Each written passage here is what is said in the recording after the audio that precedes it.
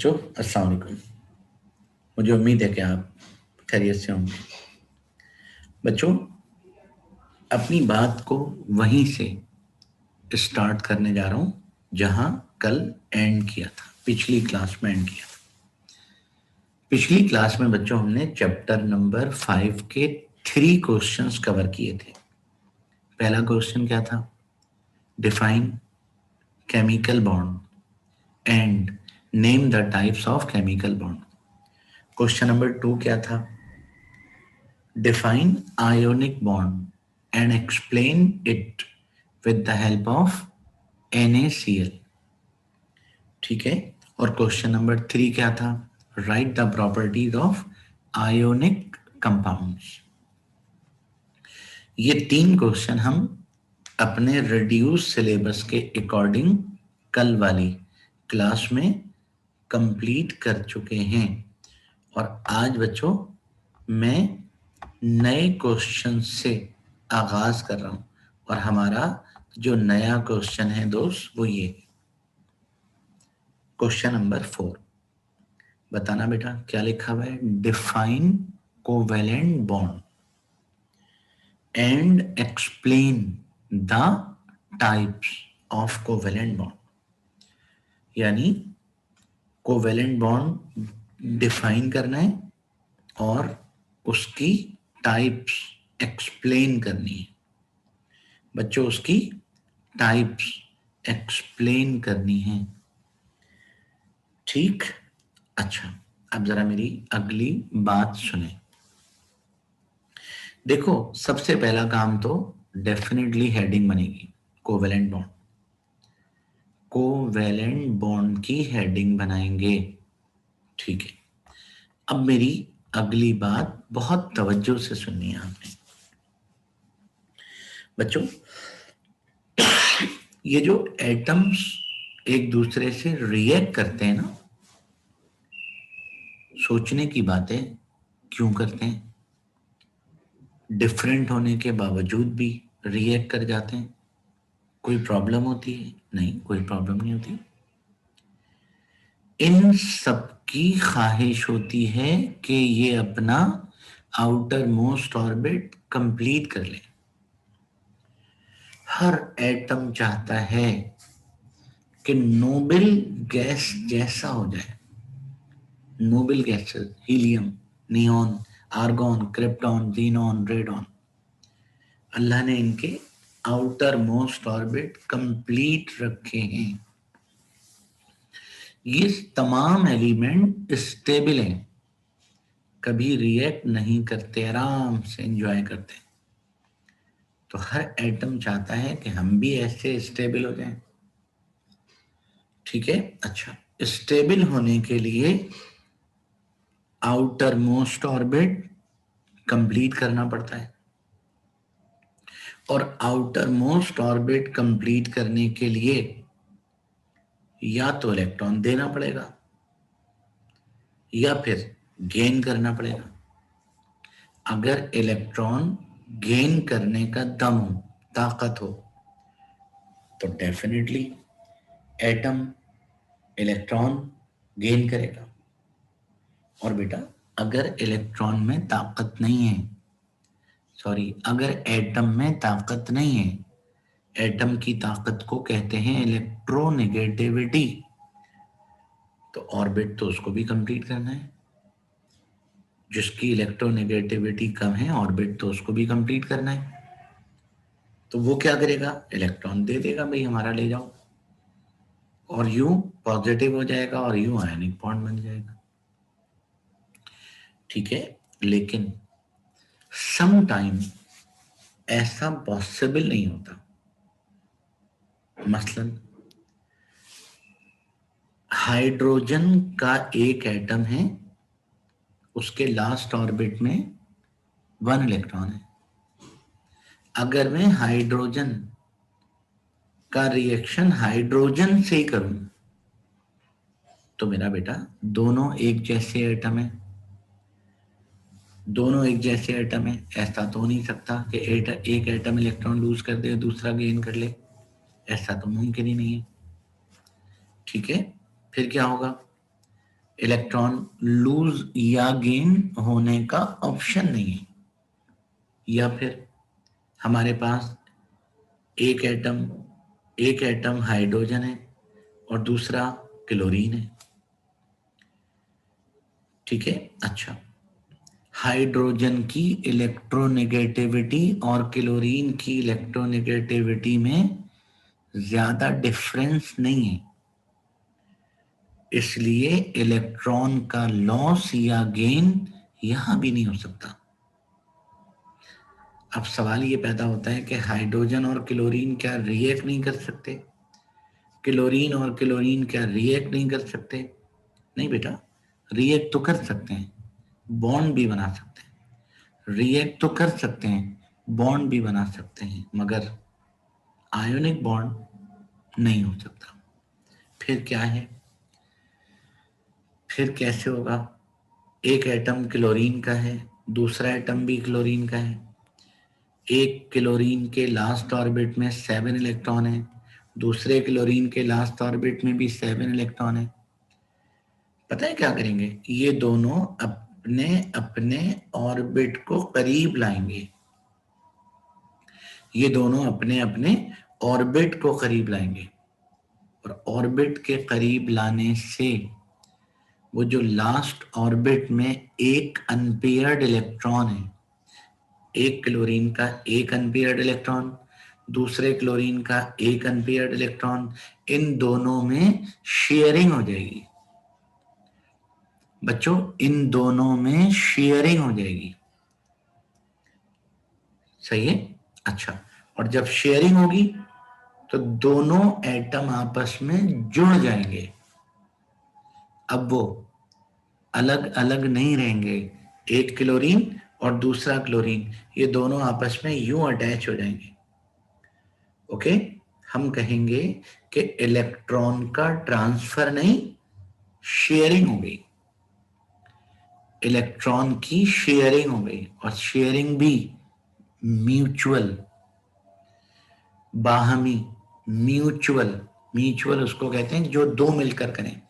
तो शेयरिंग एक ने थोड़ी की है, शेयरिंग दोनों ने की है। तो इलेक्ट्रॉन की म्यूचुअल शेयरिंग से जो बॉन्ड बनता है बच्चों, उस बॉन्ड को कहते हैं कोवैलेंट बॉन्ड। तो कोवैलेंट बॉन्ड की बताइए डेफिनेशन क्या होगी? The bond formed the bond formed by the mutual sharing of electron between combining atoms is called covalent bond. Combining atoms में इलेक्ट्रॉन की म्यूचुअल शेयरिंग से जो बॉन्ड बनता है, उस बॉन्ड को कहते हैं covalent bond, just like this. आप अगर इस एग्जाम्पल को गौर करें बच्चों, आप अगर अपने लेफ्ट साइड देखें तो हाइड्रोजन का एक इलेक्ट्रॉन नजर आ रहा होगा। इसके न्यूक्लियस में 1 प्रोटॉन होता है, न्यूट्रॉन नहीं होता, जबकि बाहर एक इलेक्ट्रॉन। तो इलेक्ट्रॉन तो नजर आ ही नहीं रहा मेरा बेटा, इलेक्ट्रॉन तो नजर आ ही नहीं रहा। इलेक्ट्रॉन कैसे नजर आएगा? वो तो लाइट जैसी स्पीड से घूम रहा है। देखो, मेरे हाथ में एक पार्टिकल है और मैं इसको घुमा रहा हूं, आपको, मैं इसको घुमा रहा हूं, आपको ये भी नजर नहीं आ रहा होगा, हालांकि इसकी स्पीड कुछ भी नहीं है। इलेक्ट्रॉन की स्पीड इतनी ज्यादा होती है कि इलेक्ट्रॉन नजर नहीं आते, बल्कि हमें न्यूक्लियस के अराउंड ऐसा लगता है जैसे क्लाउड हो, क्लाउड, बादल। और बच्चों, इस क्लाउड को हम कहते हैं इलेक्ट्रॉन क्लाउड। क्या कहते हैं? Electron cloud. और आप अगर राइट साइड पर आ जाएं तो देखो, 2 हाइड्रोजन एटम हैं जिन्होंने अपने क्लाउड को शेयर कर लिया। 2 हाइड्रोजन एटम हैं जिन्होंने अपने क्लाउड को शेयर कर लिया। एक के क्लाउड में एक इलेक्ट्रॉन था, दूसरे के क्लाउड में एक इलेक्ट्रॉन था, ठीक है। अब क्या हुआ, दोनों का क्लाउड एक हो गया, और जब क्लाउड एक हुआ तो एटम भी दोनों एक हो गए, और ये H नहीं H2 बन गया, ठीक है। तो बच्चों ये जो एग्जाम्पल मैंने आपको दी है, कोई जरूरत नहीं है इसको एग्जाम में बनाने की। हाँ, अपने लिए अगर अपनी कॉपी में बना लें तो बेहतर है, मुनासिब है, ठीक है। अच्छा, अगली बात सुनिए। कोवेलेंट बॉन्ड की क्वेश्चन क्या था, define covalent bond, explain the types of covalent bond. तो कोवेलेंट बॉन्ड हमने डिफाइन कर दिया, अब क्या करेंगे, टाइप्स ऑफ कोवेलेंट बॉन्ड। बच्चों, कोवेलेंट बॉन्ड की दुनिया में 3 टाइप्स होती हैं। कोवेलेंट बॉन्ड की दुनिया में 3 टाइप्स होती हैं। Number 1 single covalent bond, double covalent bond, triple covalent bond, ठीक है। अच्छा, बात करूंगा मैं आपसे सिंगल कोवेलेंट बॉन्ड पर। बच्चों, नाम से ही पता चल रहा है, नाम से ही पता चल रहा है, सिंगल कोवेलेंट बॉन्ड, ठीक है। अच्छा जी, क्या दिमाग में आ रहा है, बिल्कुल सही बोल रहे हैं आप। सिंगल इलेक्ट्रॉन की शेयरिंग से जो बॉन्ड बनता है उसको कहते हैं सिंगल कोवेलेंट बॉन्ड, ठीक है। मगर इस तरह मत बोलना कि द बॉन्ड, ऐसे नहीं बोलना कि covalent bond formed by the mutual sharing of 1 electron, ऐसे मत बोलना। फिर कैसे बोलना है, द बॉन्ड फॉर्म्ड। बच्चों, the bond formed by the mutual sharing of 1 pair of electron, mutual sharing of 1 pair of electron is called single covalent bond। और पता है बेटा, सिंगल कोवेलेंट बॉन्ड को डिनोट करते हैं by single short line. Single covalent bond को denote करते हैं बाय सिंगल शॉर्ट लाइन। क्या मतलब, जिन एटमों के बीच में सिंगल कोवेलेंट बॉन्ड हो, जैसे मिसाल के तौर पर ये मेरे पास एक हाइड्रोजन एटम है, ठीक है, और ये मेरे पास दूसरा हाइड्रोजन एटम है, इन दोनों के बीच में सिंगल कोवेलेंट बॉन्ड होता है, तो ऐसे बेटा एक छोटी सी लकीर बना देते हैं। इस मामूली सी लाइन को हम, शाबाश, सिंगल लाइन कहते हैं, और ये सिंबल है किसका, सिंगल कोवेलेंट बॉन्ड का। हाँ बेटा, जरा पढ़ के सुना दीजिए। Covalent bond formed by the mutual sharing of 1 pair of electron. Mutual sharing of 1 pair of electron is called single covalent bond, right? ठीक है बेटा, और it is denoted by single short line। अब आपने इसकी अच्छी वाली एग्जाम्पल देनी है, ठीक है। एक एग्जाम्पल तो ऊपर सामने भी मौजूद है, अच्छी वाली जानदार एग्जाम्पल देनी है। वो कैसे बच्चों, क्लोरीन के एटम में फर्स्ट शेल में 2 इलेक्ट्रॉन, सेकंड शेल में 8 इलेक्ट्रॉन, और थर्ड शेल में 7 इलेक्ट्रॉन होते हैं। क्लोरीन को 1 इलेक्ट्रॉन की नीड है। अगर मैं क्लोरीन को कंबाइन करूं विद क्लोरीन, अगर मैं क्लोरीन को कंबाइन करूं विद क्लोरीन, तो क्या होगा, एक क्लोरीन एटम का 1 इलेक्ट्रॉन और बराबर वाले क्लोरीन एटम का 1 इलेक्ट्रॉन, ये दोनों शेयर हो जाएंगे, ये दोनों बच्चों शेयर हो जाएंगे, और यूं दोनों के बीच में एक इलेक्ट्रॉन पेयर बन जाएगा। ठीक है, इस इलेक्ट्रॉन पेयर को हम कहेंगे शेयर्ड पेयर। और यूं क्लोरीन मॉलिक्यूल बन जाएगा। मैं आपसे कह ही रहा हूं, एक क्लोरीन जिसके लास्ट ऑर्बिट में 7 इलेक्ट्रॉन है। ठीक है, अच्छा 6 इलेक्ट्रॉन तो पेयर बने हुए हैं, 3, एक अनपेयर्ड है। एक और क्लोरीन एटम है, उसके लास्ट ऑर्बिट में भी एक अनपेयर्ड इलेक्ट्रॉन है। अगर ये दोनों क्लोरीन शेयरिंग कर लें तो क्या होगा?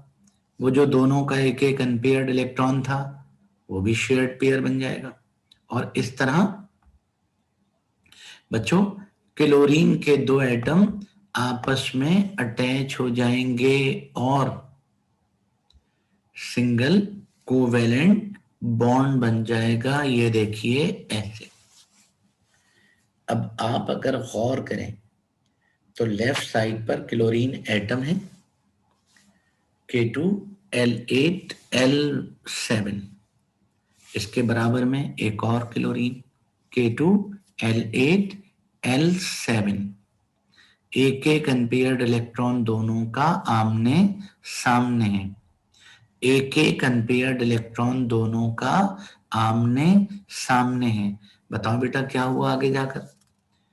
दोनों ने अपने अपने ऑर्बिट को आगे बढ़ाया। दोनों ने अपने अपने ऑर्बिट को आगे बढ़ाया और एक एक जो अनपेयर्ड इलेक्ट्रॉन था बच्चों वो मिलकर पेयर बन गया। और वो पेयर आपको नजर भी आ रहा होगा। वो पेयर बेटा जहां मेरा कर्सर है नजर भी आ रहा होगा। ये जो पेयर है ना ये दोनों का है। ये जो पेयर है ये दोनों का है। ये दोनों में मूव करेगा मगर बेटा ऐसे नहीं, ऐसे नहीं। ठीक है, फिर कैसे? एक बार एक में ऐसे यूं। ये स्टाइल है इनके मूव करने का। स्टाइल ये है इनके मूव करने का बच्चों। स्टाइल ये यूं ऐसे।